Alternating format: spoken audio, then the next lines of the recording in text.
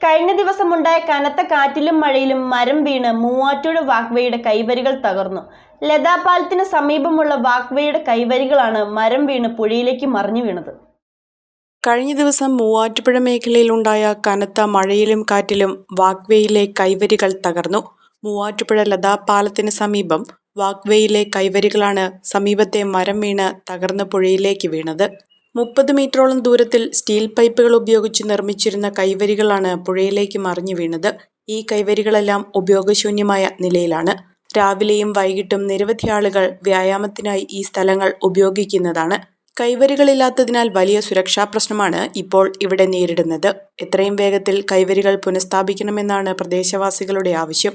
പുതിയ കൈവരികൾ സ്ഥാപിക്കുന്നതിനായി നിരവധി സാങ്കേതിക പ്രശ്നങ്ങൾ അധികൃതർക്കുണ്ടെങ്കിലും എത്രയും വേഗം നിർമ്മാണം പൂർത്തീകരിക്കണമെന്ന ആവശ്യവുമായി സ്ഥിരമായി വ്യായാമത്തിനെത്തുന്നവർ രംഗത്ത് വന്നു.